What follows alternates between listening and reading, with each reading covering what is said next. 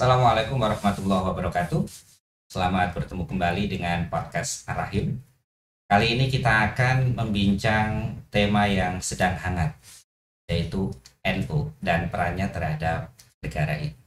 Nah, ini sekarang sedang ada barusan ditutup Munas dan Kombes Nahdlatul Ulama di tahun 2021 ini, di mana pada saat pembukaan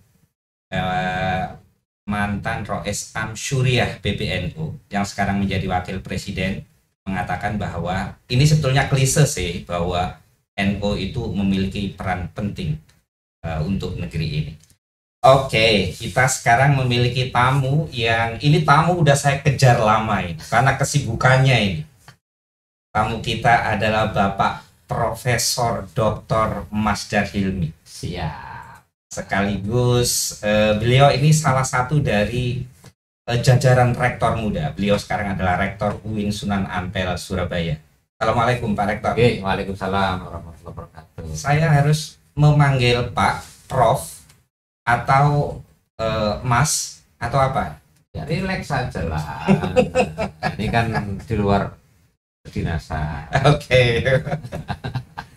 Brengosik lo sih gak kuat ya. Haji. Oke, Pak Rektor itu bisa agak didekatkan mic ke. Oke, thank you. Saya membaca ini tulisan sekitar 8 tahun yang lalu, ditulis oleh Profesor Masdar di Journal of Indonesian Islam. Yang judulnya adalah Whether Indonesia's Islamic Moderatism, Re-examination on the Moderate Vision of NU and Muhammadiyah and NU. Ya, jadi ini adalah tulisan yang hendak menguji ulang tentang visi moderasi keislaman NU dan Muhammadiyah. Ya. Oke. Nah, yang saya pengen langsung ini aja, hot question saja. Ya. Jika NU itu nggak ada, apa sih kerugian Indonesia itu? Langsung aja. Ini bukan hot, tapi burning ini, membakar ini. Bayangkan kalau NU tidak ada ini, ya tidak akan ada Islam di Indonesia. Real? Ya. Sepenting itu ya? Sepenting itu, karena dia itu adalah the major ingredient. Jadi dia itu komponen yang terbesar pembentuk Islam Indonesia. Jadi kalau Jemblem ini adalah ini ya, pohong ya? Ya bisa pohong. Lagi. Ya pohong. Kalau misalnya sayur asem, ya asemnya, kira-kira begitu lah. Oke. Karena kalau nggak ada asem, nggak ada sayur asem. Nggak ada sayur asem. Masa mau bilang sayur asem kalau nggak ada asem? Ya kira-kira begitu. Iya. Jadi kalau nggak ada NU itu nggak ada Islam di Indonesia. Iya. NU dalam pengertian dia bukan hanya sebagai satu unit organisasi. Oke. Tetapi dia sebagai identitas, cultural identity, identitas budaya. Dia sebagai afiliasi keberagamaan. Dia sebagai sebuah worldview dan juga sebagai aksiologinya orang Islam Indonesia. Itu NU. Sangat penting membentuk begitu. Diakui atau tidak bahwa nanti di perjalanan itu ada organisasi massa yang bernama NU. Itu peneguh sebenarnya. Itu peneguh bahwa NU secara kultural, secara keagamaan itu the major ingredient. Silakan sambil dinikmati kopinya, tapi kita nggak boleh ngerokok di studio ini. Tuh, Pak. Saya sudah tidak merokok. Kasih Mas. Oke. Thank you. Tapi begini, Indonesia itu nggak hanya Islam. Justru yang sekarang harus kita jaga itu adalah kecenderungan majoritarianisme. Jadi kecenderungan seakan-akan yang paling berhak atas Indonesia ini adalah Islam. Iya. Dan yang paling diistimewakan adalah Islam. Iya. Sehingga ketika kita ngomong tentang kesetaraan warga negara, itu dalam beberapa hal dipertanyakan orang. Nah, dalam konteks keindonesiaan yang plural seperti ini, itu apa sih yang dimainkan oleh NU itu? Jangan-jangan NU sebetulnya ya bagian dari arus mayoritarianisme itu. Bahwa dia itu harus mayoritarianisme, ya itu ya. Tetapi saya kira para kiai NU ini sudah punya sebagian besar, bahwa memang ada nanti kita jumpai juga kiai-kiai yang punya background culture NU yang sok dia sebagai mayoritas, itu pasti ada ya, pasti ada. Tapi bahwa para kiai kita yang di pesantren yang mayoritas NU itu sudah punya kearifan sikap di dalam mempersepsi dan memperlakukan menteri masyarakat secara umum seperti apa. Jadi bagi saya pribadi itulah keberterimaan NU. Mengapa? Karena NU itu selalu low profile, tidak terlalu menunjukkan siapa saya ketika berinteraksi dengan komunitas luar dunia, sehingga dia selalu permeable dia bisa masuk menyusup ke berbagai macam kalangan. Ini kalau kita ngomong dengan profesor ini akan banyak sekali istilah-istilah Inggris. Membedakan. Lihat, dia saja kesulitan untuk mencari diksi di Indonesianya itu apa gitu. Menyusup apa ya? Kalau menyusup kan infiltrasi, kalau permeable itu beda begitu. Ya, kan jadi dia di mana-mana terterima gitu. Iya, terterima dengan baik. Ya. Jadi ada kearifan-kearifan yang saya kira sudah menjadi modalitas dimiliki oleh para kiai di dalam memperlakukan the others, sehingga ada keberterimaan yang sangat besar. The others si uang liya lur, maksudnya lur.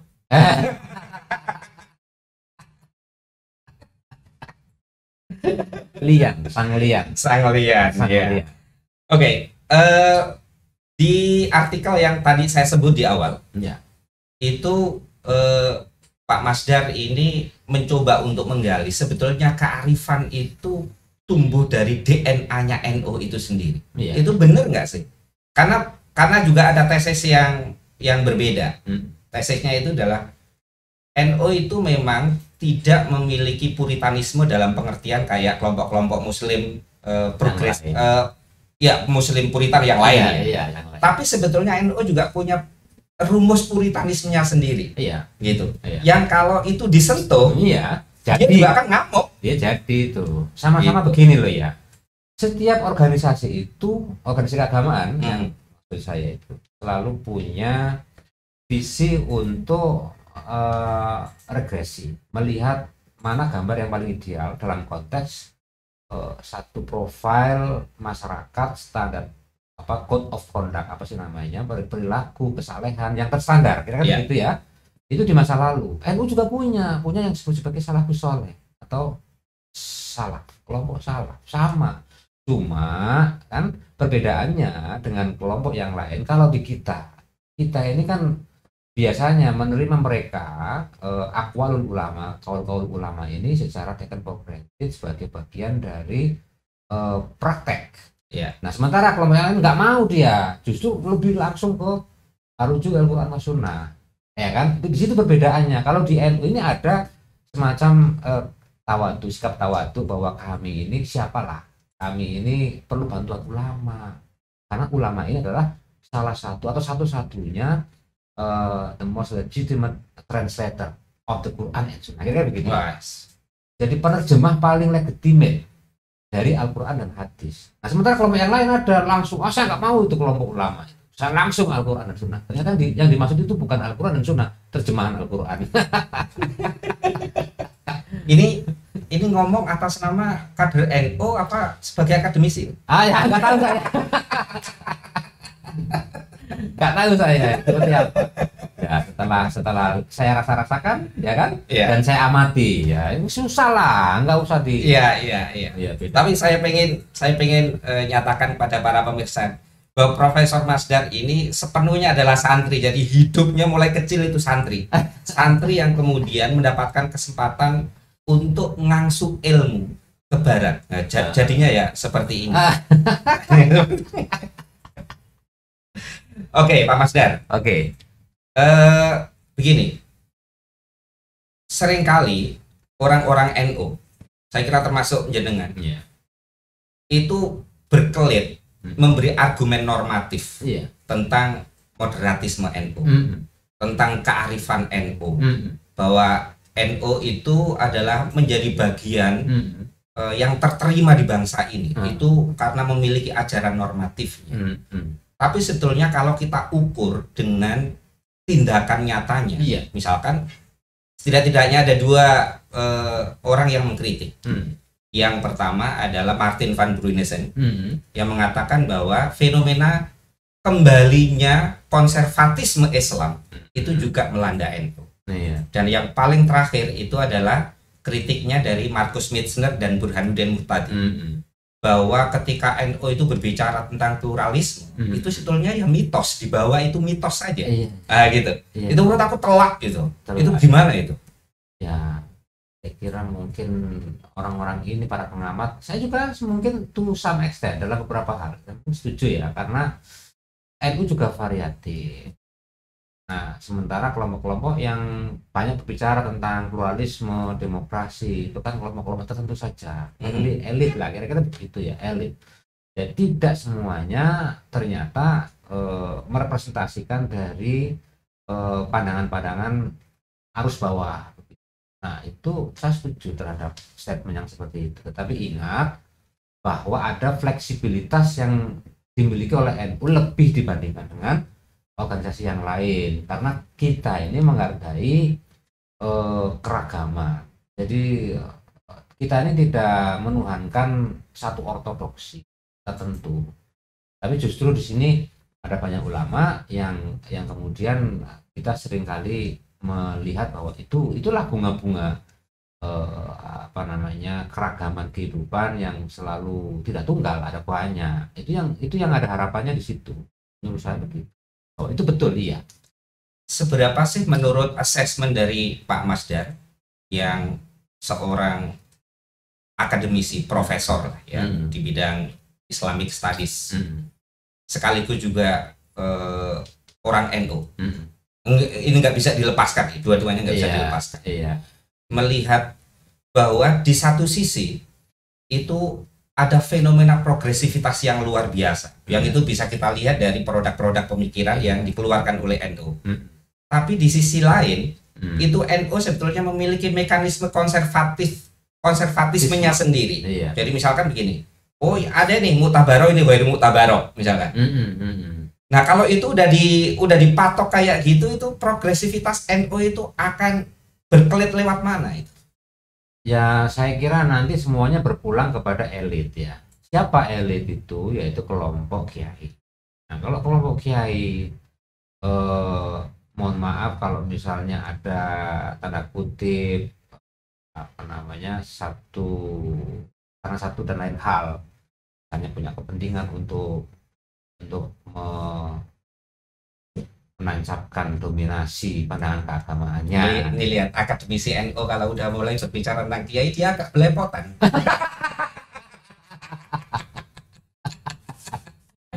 Susah ya, agak susah ya. Iya, kita harus pakai bukan hanya diksi tetapi ekspresi yang tepat. Silakan dilanjut. Iya. Pak Rektor. Ya mungkin kan sebagai manusia kan wajar iya. saja. Itu anything can go, apapun bisa terjadi.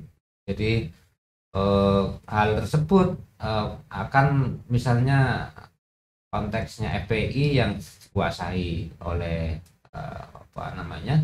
para habaib yang juga mengklaim bahwa mereka itu dekat dengan NU. Dan banyak loh kiai-kiai NU yang jadi pengurus FPI. Nah, di situ itu persoalannya kan di situ. Nah, kalau elit yang ada di situ kemudian bermain tanda kutip, Pak Rektor bisa dideketin ini enggak? Bisa mendekat ke pentol ini. Nah itu. Kalau para elit ini memainkan, karena kan ada tiga hal ya. Yang pertama adalah soal agent, yang kedua soal isu, yang ketiga soal konteks. Itu kan terjadinya sesuatu itu atau perubahan. Ada isu, kemudian ada konteks. Konteks itu mungkin ada kepentingan yang masuk, kemudian ada agent. Agent ini orang yang mampu mengkonstruksikan elit kita, elit NU. Itu kan orang-orang cerdas. Ya kan? Kalau orang seperti Gus Dur, itu beliau memanfaatkan posisi ketiga-tiganya ini sebagai mekanisme untuk melakukan transformasi radikal. di tubuh NU, sekalipun saya yakin Anda juga mungkin sama juga sepakat beliau tidak berhasil secara sepenuhnya. Hanya kalangan-kalangan anak muda saja seperti sampean dan sebagainya. Nah, kalau ini tidak ada elit yang mengawal ini, saya juga pesimis dalam waktu sekian lama ke depan mungkin akan jadi apa ya? Akan jadi mimpi buruk lah untuk NU. Nah, oleh karena itu mungkin dalam konteks Munas atau Kombes dalam rangka persiapan untuk muktamar ke depan, pentinglah kita mempertimbangkan aspek-aspek semacam ini supaya apa?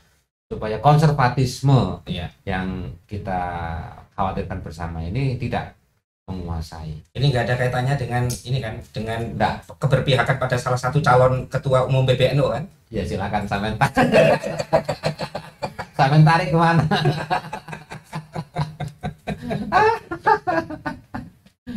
Bisa ya masih nunggu. Nah, begini, ini mungkin pertanyaan saya yang terakhir karena saya tahu ini Pak Rektor sedang sibuk, ini saya seret ke sini.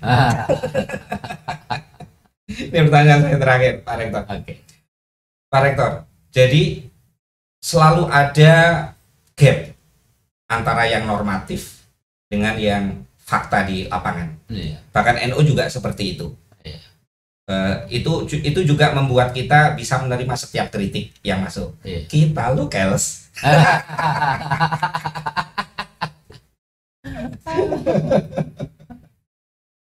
Nah, apa sebetulnya?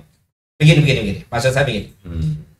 Legacy yang paling jelas yang diturunkan oleh Gus Dur misalkan ya, sebagai salah satu ketua umum PBNU yang memiliki influence yang sangat powerful. Itu kan pikiran-pikiran tentang pluralisme, moderatisme, multikulturalisme, demokrasi, isu-isu yang sangat modern. Yang itu pelahap yang paling antusias adalah kalangan anak muda. Sementara kalangan anak muda itu dalam konteks NU belum tentu dianggap legitimate untuk menjadi bagian dari circle elitnya. Lalu apa yang harus dilakukan oleh NU ke depan agar jurang ini tidak terlalu lebar nganganya antara yang normatif dengan apa yang yang terjadi di lapangan? It's a matter of time. Kalau menurut saya itu soal waktu.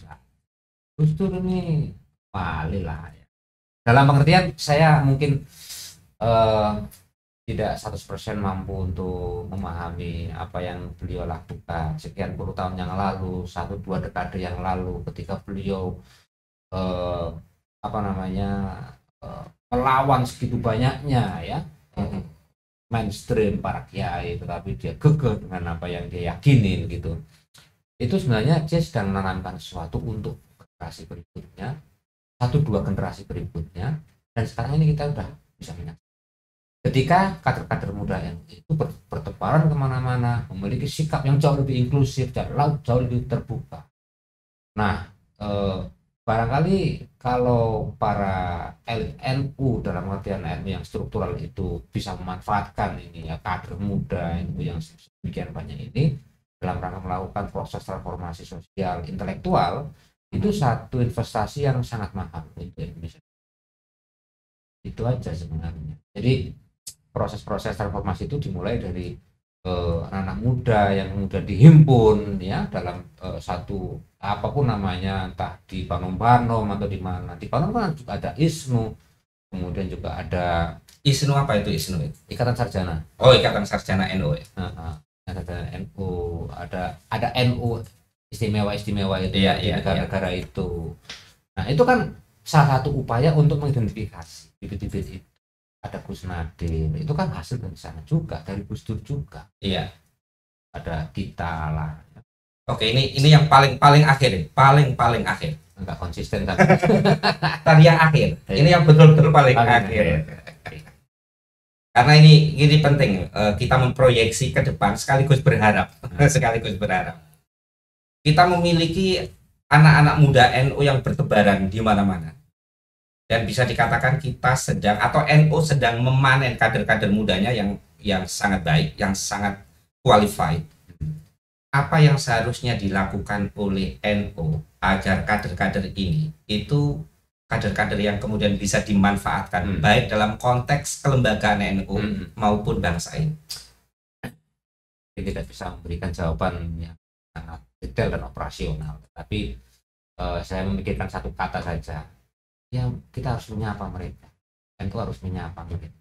Apa itu penerjemahannya? Penerjemahannya ya kita identifikasi siapa-siapa anak muda yang punya afiliasi sangat dekat dengan NU, dengan pesantren, ya, harus cepat-cepat kita lamar, harus cepat-cepat kita kontak, kemudian kita minta apa sumbangan Anda terhadap NU, dan ketika Anda menyumbang untuk NU berarti Anda sudah menyumbang untuk Indonesia. Itu saja mungkin, dalam bentuk apapun sesuai dengan kapasitas dan kemampuan masing-masing. Saya kira ente lebih cocok sebagai ketua umum PBNU daripada rektor. Itu fitnah namanya. Baik, terima kasih Pak Masdar. Saya tahu kesibukan Anda dan sudah meluangkan waktu. Sekali lagi terima kasih. Kita akan bertemu kembali. Sekali lagi, assalamualaikum warahmatullahi wabarakatuh. Waalaikumsalam warahmatullahi wabarakatuh.